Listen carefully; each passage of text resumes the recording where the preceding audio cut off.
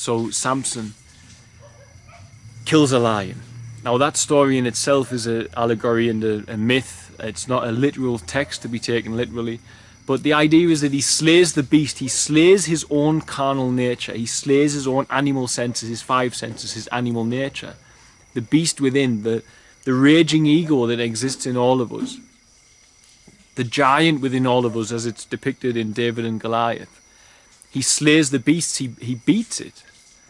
Now the beauty of that one is, as I touched on in another video, the land flowing with milk and honey is, the promised land is when you overcome your five senses, you raise your energies and you activate your pituitary and the pineal, and they secrete, the pineal secretes DMT, amber substance, honey, and the pituitary secretes serotonin, which is a white milky substance.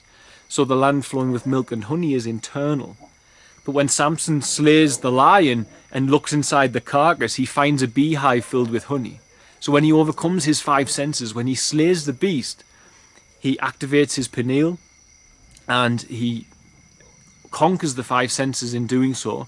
And thus he has the secretion of DMT, which allows him to commune with God more readily and more easily than most.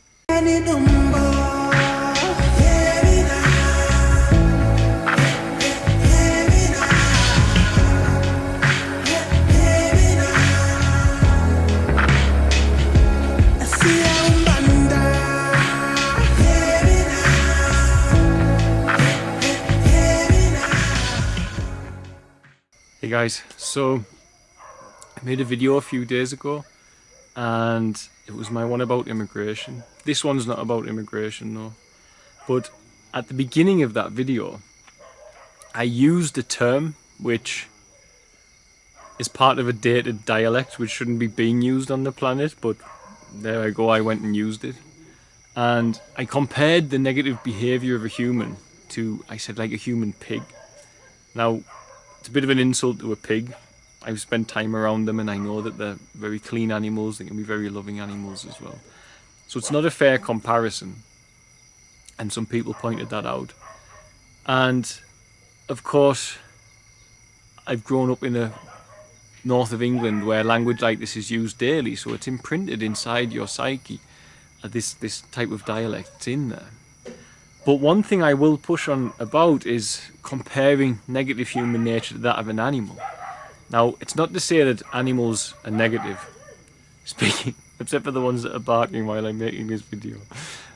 It's not to say animals are negative in general, it's not, but as humans we can only try and separate ourselves from the animal kingdom in our behaviours. So I pointed this out the other day, but it's not just I that does this, and many profound and very beautiful, knowledgeable ancient texts and myths use this.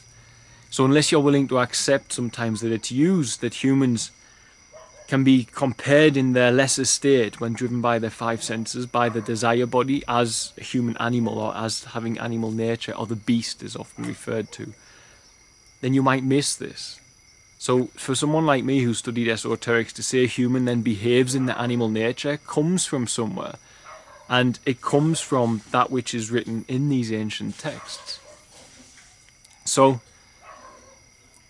a really good example is when you have the comparisons of to the beast or to the lion in ancient texts. So Samson kills a lion. Now that story in itself is an allegory and a myth. It's not a literal text to be taken literally. But the idea is that he slays the beast. He slays his own carnal nature. He slays his own animal senses, his five senses, his animal nature. The beast within, the raging ego that exists in all of us. The giant within all of us as it's depicted in David and Goliath. He slays the beast, he beats it. Now the beauty of that one is, as I touched on in another video, the land flowing with milk and honey is, the promised land is when you overcome your five senses, you raise your energies and you activate your pituitary and the pineal, and they secrete, the pineal secretes DMT, amber substance, honey, and the pituitary secretes serotonin, which is a white milky substance. So the land flowing with milk and honey is internal.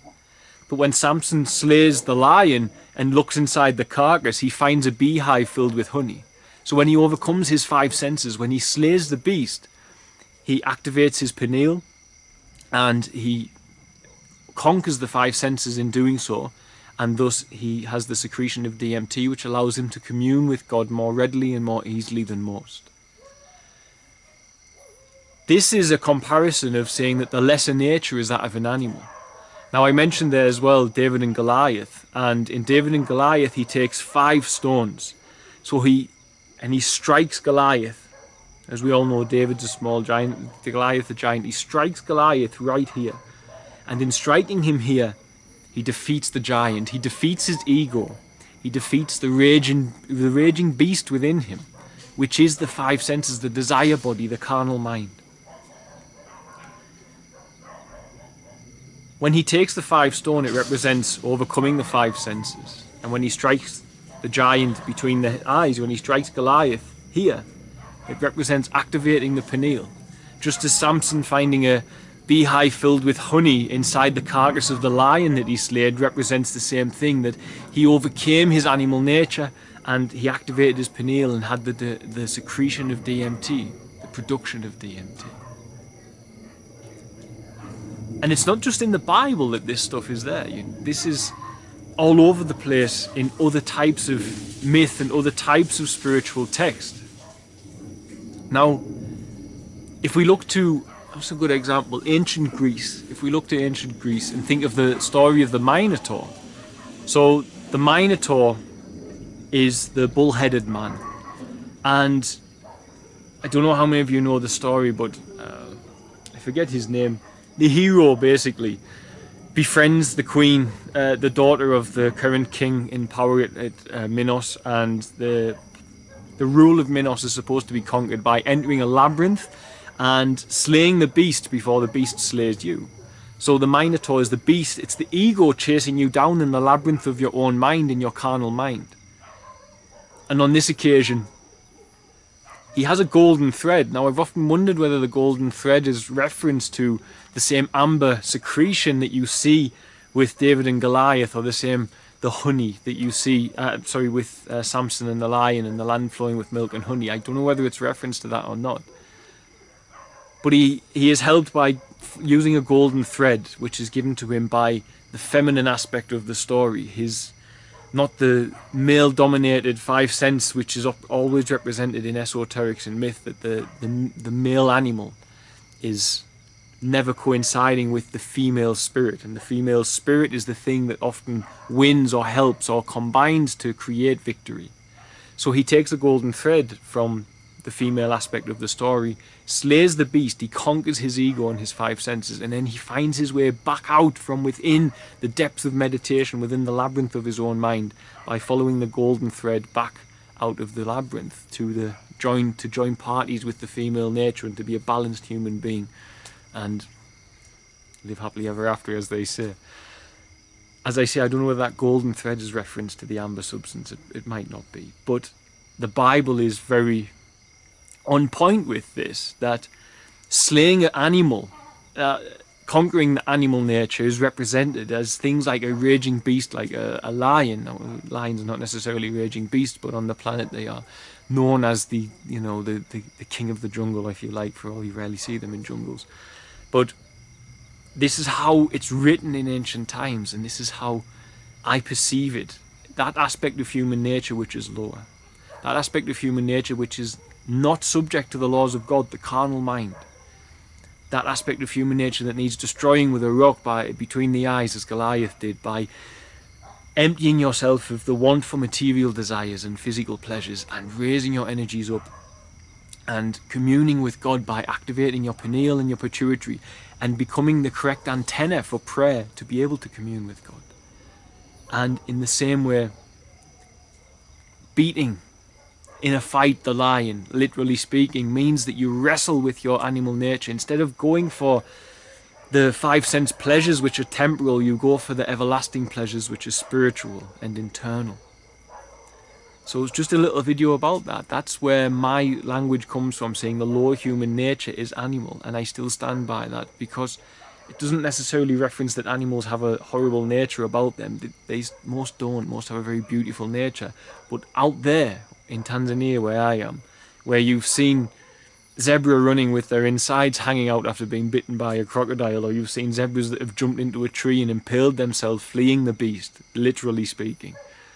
It's a brutal world out there, and this is the land of the animal. Whereas we humans, we have managed to build our safe walls and fences to some degree so as we can separate ourselves from that kingdom a little bit. And in doing so, we can become more of a being rather than a human animal. And I see this regularly. It's difficult for people to grasp, but I'm not pointing at the fact animals are negative in nature. Many are beautiful, peaceful creatures. But the comparison goes on the fact that for all animals don't know, there's no right or wrong for an animal as far as we know. They don't have a conscience. I don't know how true that is after seeing certain footage of, for instance, like a leopard briefly looking after a baby baboon after having killed the mother. So they did have a conscience of some sort.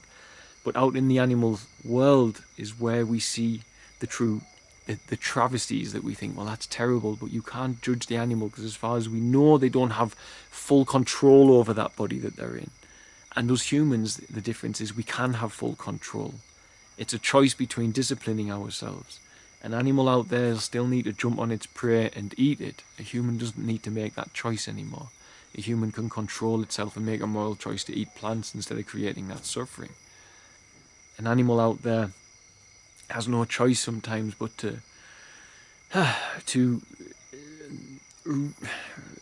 sometimes they kill to mate, for example. You know, humans are beyond this sort of behaviour, and this is where the idea of animal nature comes in. It doesn't mean what the animals are doing is wrong, but from a human standpoint, if a human were behaving in a way like a male lion, for example, that would kill to mate, then you would obviously be a very low-level human and from a very dark place as far as human morals are concerned. And this is where the comparison comes from. And it's not just I that uses it. I learned this from some of the greatest spiritual texts on the planet. And it's in those spiritual texts, if we can look at it that way, and if we can know that language, that our lower nature is defined as a beast or as an animal, or in the case of David and Goliath, as the raging giant, then that small part of us can slay the beast, can slay the giant against all the odds. And then we can raise up and commune with God. And if we can all do that, as I always say, if we can all do as instructed by all of these beautiful messiahs and the words that were left behind by their disciples, or the words they spoke themselves, then you can just begin to imagine the planet we will live on. And I don't speak as someone preaching as Mr. Perfect. I've lived in my animal nature for many, many years. I was driven by it, and I liberated myself from it. It still exists in me. It's still there. But I fought the lion and tamed it. And that's what we all have to aim to do. But until you identify the enemy as being within, and then you can identify that which stimulates that enemy within that is coming from within society, then you can be pretty sure you're going to lose that battle. Because you won't know which behaviours and which habits are creating that negative animal to rise in you, to have the beast or the giant rise in you. You won't be able to see it. But when you can identify it, and you can understand it and say, okay, I understand that this is my desire body, this is me acting upon desire. How do I work to fix that? You do it through meditation, going within and communing with God, as I did for a long, long time, for many years, and still do. I still wrestle with that side of myself. I still wrestle with the lion as Samson did. But I now know the things that trigger it. I now know the things that are going to make it raise its ugly head. And there are many things that I used to do which left me powerless, and that lion would subdue me daily, because I didn't know that some of the physical actions I was taking were fueling its ability to overcome me and to overpower me. So when you can identify inside yourself, in meditation, that which you deem as negative, as the desire body, as the 5 sense pleasures, then you can work out what from your external is triggering that to overcome you and then leave you in a weakened state when it's finished. Then you stand a chance at taming it yourselves. And when we can all tame it, we can hear things from God. We can experience synchronicities, just as I experienced the synchronicity and have now 2.5 years, 3 years later, or however long it is now, I can't even remember, 3 years later, I'm now the father of over 30 children. We're now supporting nearly 600 children in the community. We have this off-the-grid village. And all because I tamed the lion. I beat the beast. And in beating the beast, I could commune with God from my pineal and pituitary. And I had the ability to experience the synchronicity, in my instance 1111, and follow that to where I am today. This is why I share what I share. So everyone else can tame the beast. And everyone else can go and be their highest good. Because if we can all do that, then I know the world will change.